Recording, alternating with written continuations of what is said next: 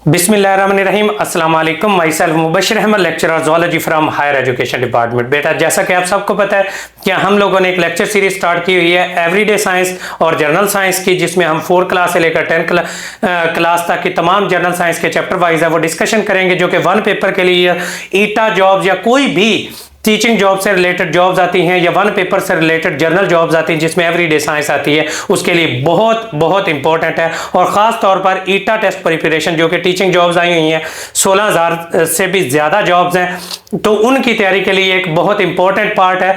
तो पहले हम लोग 4th स्टैंडर्ड की जो एवरीडे साइंस है वो भी कवर कर चुके हैं, पेडागोजी कवर कर चुके हैं, इंग्लिश ग्रामर कवर कर चुके हैं, मैथमेटिक्स और जनरल साइंस अब हम लोगों ने स्टार्ट की हुई है तो वो भी इंशाल्लाह कवर करेंगे। बाकी हमारा पेड सेशन ज्वाइन करने के लिए हमारे ये डिस्क्रिप्शन लिंक के अंदर नंबर दिए गए हैं, उसको ज्वाइन आप लोग कर सकते हैं, जिसके अंदर डेली बेसिस पर टेस्ट लिए जा रहे हैं, चैप्टर वाइज टेस्ट लिए जा रहे हैं और उनकी डिस्कशन करवाई जा रही है। पहला चैप्टर इसका कवर हो चुका है, लिविंग ऑर्गेनिज्म की क्लासिफिकेशन से रिलेटेड था।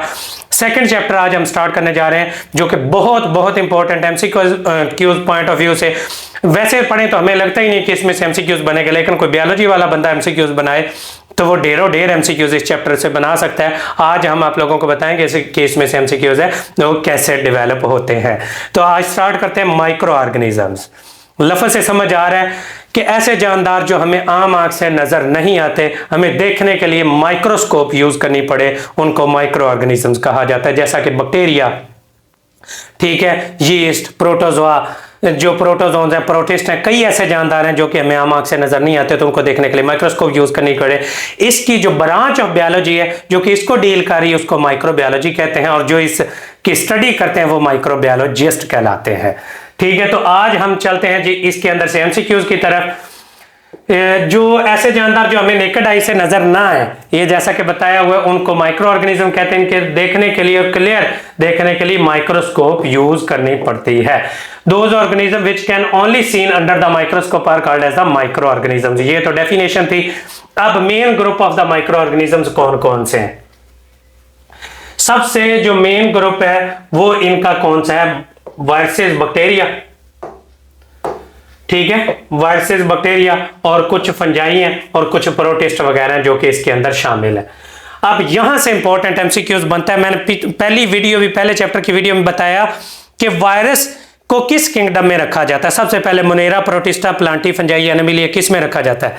तो इसका नन ऑफ दीज ऑप्शन होगा, ये किसी किंगडम में नहीं आता, क्योंकि वायरस ऑर्गेनिज्म नहीं है। वायरस को ऑर्गेनिज्म कहना ही गलत है। वायरस एक इन्फेक्शियस पार्टिकल है, ये लफ्ज सही लिखा हुआ है, ये इन्फेक्शियस पार्टिकल है जो बीमारी फैलाते हैं। वायरसेस ऑर्गेनिज्म नहीं, ये सेल से छोटे पार्टिकल्स हैं, इनको सेल का दर्जा नहीं दिया गया, तो इनको माइक्रो ऑर्गेनिज्म गलत कहना होगा। ये viruses are the infectious particle जो कि बीमारियां फैलाते हैं। ये लिविंग और नॉन लिविंग के बराबर दरमियान में है।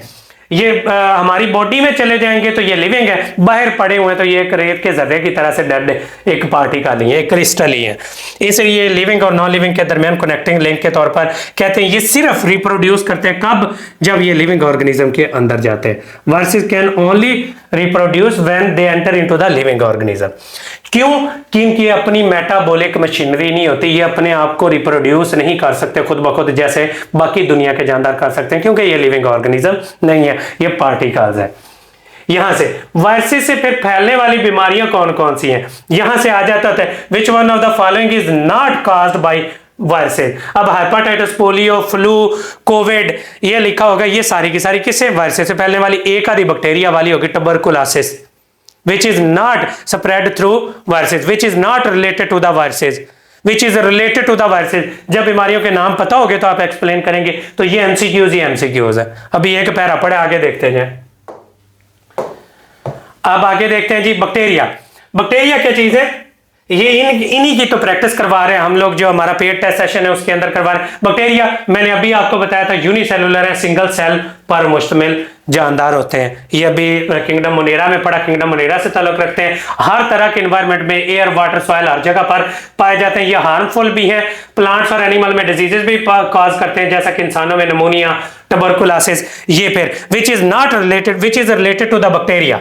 4 ऑप्शन दिए होंगे, निमोनिया, ट्यूबरकुलोसिस, डायरिया और आगे एक पोलियो लिख देते हैं, not related to the bacteria तो वो पोलियो आपने चूज करना, या फ्लू लिख देते हैं जुकाम वगैरह तो वो वायरसेस से होता है, which is related to the viruses तो 3 ये लिख देते हैं, एक वायरस की बीमारी लिख देते हैं। ये सारे के सारे एमसीक्यूज आते भी यही हैं। कुछ यूजफुल भी बैक्टीरिया होते हैं जो कि हमारी स्मॉल इंटेस्टाइन में पाए जाते हैं, लार्ज इंटेस्टाइन में पाए जाते हैं, विटामिन के भी प्रोड्यूस करते हैं कुछ बैक्टीरिया हमारे ये लार्ज इंटेस्टाइन में पाए जाते हैं। कहते हैं इनकी तादाद इतनी ज्यादा है, एक चम्मच में अगर रखे ना, ये दुनिया में हर जगह पर पाए जाते हैं, तो वो उतने जितने कॉन्टिनेंट अफ्रीका के अंदर जहाँ इंसान रहते हैं उतने सिर्फ एक चम्मच में पूरे आ जाते हैं, इनका साइज इतना छोटा है। इनको 3 टाइप में डिवाइड करते हैं, राउंड, रॉड शेप और स्पाइरल। हम लोग इनको कहते होते हैं कोकाई जो राउंड होते हैं, बेसेलाई जो रॉड शेप होते हैं और स्पाइरेलम जो कि स्प्रिंग नुमा होते हैं। 3 तरह के बैक्टीरिया को शेप के लिहाज से डिवाइड करते हैं। तो एक आगे टेडपोर लिख देते हैं, वो चौथी शेप है, वो बैक्टीरिया के अंदर नहीं पाई जाती। Which shape is not related to the bacteria, again MCQs यहां से बनाया जा सकता है, तो ये आपको याद होना चाहिए। फंजाई, फंजाई ना प्लांट है ना एनिमल है, ये अपनी खुराक खुद तैयार नहीं करता, ये डेड और डिकम्पोज्ड मैटर से अपनी खुराक हासिल करता है, एब्जॉर्प्टिव हेटरोट्रॉफ है, हमने किंगडम फंजाई में भी पढ़ा था पहले चैप्टर के अंदर। और इससे भी बीमारियां फैलती हैं, वो कौन कौन सी, रिंगवर्म, एथलीट फुट वगैरह ये बीमारियां फैलती हैं। और इसकी एग्जांपल क्या है, यीस्ट और पेनिसिलियम, एग्जांपल्स में से भी एमसीक्यूज आ सकता है।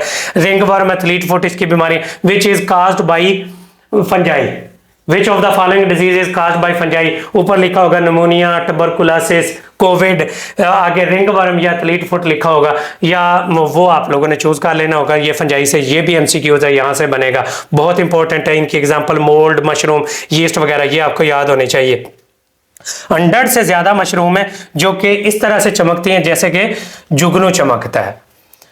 Role of micro organism, micro organism अब सबसे इंपॉर्टेंट रोल मैंने आपको पहले भी बताया था, सबसे जो बड़ा रोल है माइक्रो ऑर्गेनिज्म का, ये डीकंपोजिशन में हेल्प करते हैं। बैक्टीरिया और फंजाई दोनों के दोनों मेजर डीकंपोजर्स हैं, डेड ऑर्गेनिक मैटर को तोड़ते हैं। ये फायदेमंद भी है और काम खराब भी करती। फायदेमंद ऐसे है कि ये जो जानदार मार मुर जाते हैं तो उनको डीकम्पोज करने में काम आती है, पत्ते को गलाने सड़ाने में काम आती है। अब नुकसानदेह क्यों है, जो सही फूड पड़ी होती है उसके ऊपर भी लग जाती है फंगस और बैक्टीरिया और उसको तबाह कर देते हैं। तो ये यूजफुल भी है और हमारे लिए ये हार्मफुल भी है, दोनों लिहाज से ये है। और ये यूजफुल इस तरह से, ये अगर डेड ऑर्गेनिक मैटर को तोड़े फोड़े ना, बैक्टीरिया और ये जो फंजाई हैं, 2 ही डीकंपोजर है, याद रखिएगा दुनिया में 2 डीकंपोजर है, बैक्टीरिया और फंजाई, ठीक है। तो ये आप लोगों को आ जाता है, which of the following is related to the decomposer group, लिखा होता है bacteria, viruses, fungi, both A and C, तो बोथ ए एंड सी आएगा, बैक्टीरिया और फंजाई। इस तरह से एमसीक्यूज इसका बनता है। और ये फायदा क्या करते हैं कि जब ये जो जानदार मार जाते हैं, पत्ते गिरते हैं, उनको डीकंपोज करके मट्टी में मिला देते हैं, मट्टी में से जो इंपॉर्टेंट न्यूट्रिएंट्स होते हैं वो दोबारा प्रोड्यूसर अब्जॉर्ब करते हैं, पौधों में आते हैं, पौधे को जानवर खाते हैं, जानवरों को फिर, तो ये बायोकेमिकल साइकिल के अंदर इंपॉर्टेंट रोल प्ले करते हैं जो डीकंपोजर्स होते हैं। माइक्रो ऑर्गेनिजम्स फूड को भी डैमेज कर रहे हैं और ये तबाही भी फैलाते हैं। डिजीज इनसे, एनिमल्स और प्लांट से माइक्रो ऑर्गेनिज्म को बहुत सारी फैलती हैं, और वो डिजीजेज जो किसी को छूने से फैल जाए उनको इन्फेक्शियस डिजीजेज कहा जाता है, जो एक दूसरे को स्प्रेड होती हैं, एक जानदार से दूसरे जानदार को, उनको इन्फेक्शियस डिजीजेज कहा जाता है। अब यहाँ पर वो एमसीक्यू से बड़ी हुई वही लाइनें जो मैंने आपको बताया था कि वायरस से फैलने वाली बीमारियां कौन कौन सी, ये पता होगा, हेपेटाइटिस, फ्लू, पोलियो, कोविड-19, मीजल, मम्प्स, ये सारी की सारी, नज़ला जुकाम वगैरह, ये सारी की सारी, और ये वायरस से फैलती है, ये आपको पता होनी चाहिए। अब इनमें से कौन सी रिलेटेड नहीं है, 3 ये ऑप्शन दिए होंगे, एक बैक्टीरिया वाला दे देंगे या एक फंजाई वाला, तो वो आपको याद हो। ये बैक्टीरिया की निमोनिया, टाइफाइड, कॉलरा, ट्यूबरकुलोसिस, काली खांसी वगैरह, ये बैक्टीरिया से, एथलीट फुट, रस्ट, स्मट और रिंगवर्म, ये डिजीज है, ये आ जाती है जी फंजाई से। तो ये आपको सारों की याद होनी चाहिए, इसमें से 10 एमसीक्यूज बन जाएंगे, जिस तरह से मर्जी मोल्ड करके बना दें। तो ये डिजीजेस को याद करना बहुत जरूरी है। Spread of the infectious diseases, infectious diseases फैलती कैसे हैं, उनकी वजह क्या क्या होती है, हवा, पानी, फूड, एनिमल्स और डायरेक्ट कांटेक्ट वगैरह के फैलती हैं। अब एयरबॉर्न डिजीजेज, ये सारे एमसीक्यूज हैं अगेन। एयरबॉर्न डिजीजेज जो हवा के जरिए फैलती हैं, कफ के जरिए, खांसी छींकों के जरिए फैलती हैं, वायरसेस और बैक्टीरिया उड़ते हैं और दूसरे जानदार तक पहुंच जाते हैं। जैसा कि इसकी बेस्ट और बंदा दूसरा बीमार हो जाते हैं, एयरबॉर्न डिजीज कहलाती हैं। हवा से जो कोविड-19, फ्लू और टीबी वगैरह, टीबी के मरीज हों, काली खांसी वाले, कोविड में भी हम मास्क लगाते थे। तो ये सारी की सारी चीजें क्या चीजें, एयरबॉर्न डिजीजेज है। वाटरबॉर्न जो पानी के गंदे होने की वजह से फैलती हैं, डायरिया और टाइफाइड उसकी बेस्ट एग्जांपल्स हैं। ये एमसीक्यूज हैं, ये वाटरबॉर्न डिजीजेज हैं। और इसके अलावा आई और स्किन डिजीजेज भी गंदे पानी से फैलती हैं।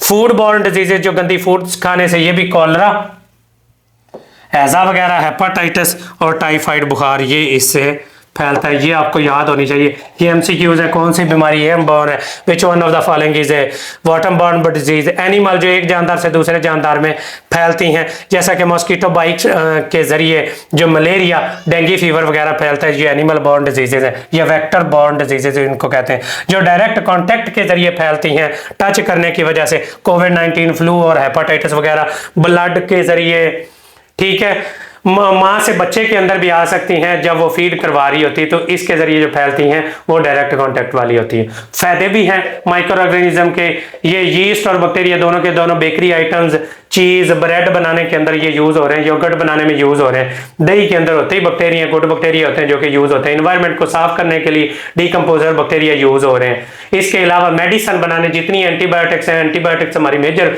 जो दवाइयां हैं वो बैक्टीरिया से हासिल करती हैं। जो कि एंटीबायोटिक कौन सी होती हैं, जो बैक्टीरिया से हासिल होती है और बैक्टीरिया को मारने के लिए यूज होती है। सबसे पहली एंटीबायोटिक और फंजाई से भी हासिल होती है। सबसे पहली एंटीबायोटिक कौन सी थी, ये पेनिसिलिन थी, जो पेनिसिलियम नोटेटम फंजाई से हासिल की गई थी। ये भी एमसीक्यूज है। उसके बाद प्रिवेंट, हम कैसे बच सकते हैं, हम अपने हाथ साफ करें, कोई भी खाने पीने पकाने के लिए वैक्सीनेट करवाएं खुद को, अपनी आइज को प्रोटेक्ट रखें, ग्लासेस वगैरह यूज करें। और उसके बाद इन्फेक्शियस डिजीजेज हो रही है उसकी फौरन मेडिसिन यूज करें। इंजरी कोई हो जाए तो उसको फौरन बैंडेज के साथ कवर करें। इस तरह से हम बीमारियों से बच सकते हैं। आगे जी चैप्टर फिनिश हो गया। इसके एमसीक्यूज, मशरूम किससे ताल्लुक रखता है, अभी पढ़ा है, फंजाई से ताल्लुक रखता है। Which one of the following is polio, polio किसकी वजह से फैलती है, वायरस की वजह से। पेनिसिलियम किस ग्रुप से ताल्लुक रखता है, मैंने 2 मिनट पहले बताया, फंजाई से ताल्लुक रखता है। Food is contaminated in the presence of micro organism in the environment, जो एनवायरनमेंट में माइक्रो ऑर्गेनिज्म होते हैं उसकी वजह से तबाह होती है। इनमें से कौन सा माइक्रो ऑर्गेनिज्म नहीं है, तो 8 माइक्रो ऑर्गेनिज्म नहीं। ये बहुत आसान है, इससे बहुत टफ इस चैप्टर में से एमसीक्यूज बनाए जा सकते हैं। तो chapter wise test series join करने के लिए हमारे एमके प्रिपरेशन के चैनल को भी ज्वाइन कर सकते हैं, और आप हमारा पेड सेशन है वो ज्वाइन कर सकते हैं, जो जिसके अंदर अल्हम्दुलिल्लाह 150 से ज्यादा बच्चे ऑलरेडी रजिस्टर्ड हैं और वो तैयारी कर रहे हैं चैप्टर वाइज। पहले हमने इंग्लिश और पैडागोजी स्टार्ट कराई है, वो तैयार करें, उसके बाद इंग्लिश और इंशाल्लाह मैथमेटिक्स स्टार्ट करेंगे, जिसके अंदर कंप्लीट टेस्ट सीरीज तमाम सब्जेक्ट्स की प्रोवाइड की जाएगी। रजिस्ट्रेशन के लिए आप लोग इस नंबर पर रब्ता कर सकते हैं 0333 260 5045। तो ये हमारा ऑफिशियल नंबर है, इस पर रब्ता करके आप लोग अपनी रजिस्ट्रेशन करवा सकते हैं। होप्स हो कि ये समझ आ गई होगी इस चैप्टर के अंदर कैसे कैसे एमसीक्यूज बन सकते हैं। मिलते हैं नेक्स्ट वीडियो के अंदर, तब तक के लिए इजाजत दीजिए, अल्लाह हाफिज।